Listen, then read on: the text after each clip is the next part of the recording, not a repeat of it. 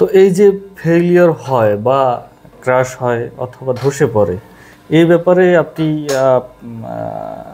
আসলে এই ব্যাপারে দায়ী কে, বা এই ব্যাপারে কোন বিষয়টা সতর্ক থাকা দরকার, বা কার উপরে নির্ভরশীল হব আমরা? একটা বিল্ডিং যখন ফেল করে, ঠিক আছে, তখন কিন্তু একজনকে দায় দিতে পারবো না আমি। এটা বিভিন্ন কারণে ফেল করতে পারে এবং বিভিন্ন জন দায়ী থাকতে পারে।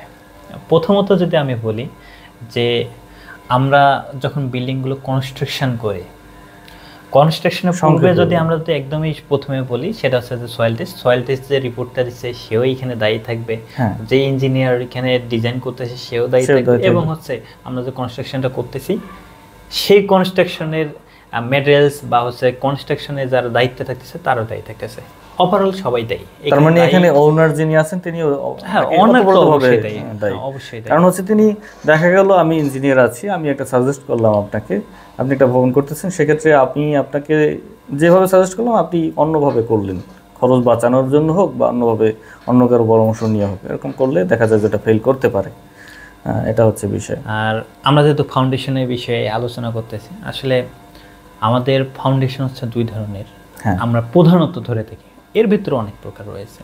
তো আসলে প্রধানত আমরা দুই ধরনের ফাউন্ডেশন হয়ে থাকে। একটা হচ্ছে আমরা বলতেছি যে অগভীর ফাউন্ডেশন এবং গভীর ফাউন্ডেশন, শ্যালো এবং হচ্ছে ডিপ ফাউন্ডেশন। আর শ্যালোটাই হচ্ছে আপনার হচ্ছে অগভীর ফাউন্ডেশন। আসলে যখন আমরা দেখি যে ফাউন্ডেশনটা আমাদের হচ্ছে বেয়ারিং ক্যাপাসিটি, মাটির যে বেয়ারিং ক্যাপাসিটি, লোড ক্যাপাসিটি, নিরাপদ ভারবহন ক্ষমতা, নিরাপদ ভারবহন ক্ষমতা, যখন মাটির লোড ঠিক আছে, মাটি সঠিক পরিমাণে লোড নিতে পারছে, যা আসতেছে আমার, তো আমরা শ্যালো ফাউন্ডেশন দিয়ে দিতেছি। যেমন এখানে যে মাটিটা আছে, এই হচ্ছে for example 2500 KG per square feet সে নিতে পারতেছে, আর আমার ভবনের যেটা লোড আসছে এই অনুযায়ী যদি এই শ্যালো ফাউন্ডেশন দিয়ে কভার করা যায় তখন আমরা শ্যালো ফাউন্ডেশন। আর যদি দেখা যায় যে ওই লোড, মাটির লোড ও হচ্ছে এই ভবনের লোড ও কভার করতে পারবে না, তখন আমরা ডিপ ফাউন্ডেশনের দিকে যাব।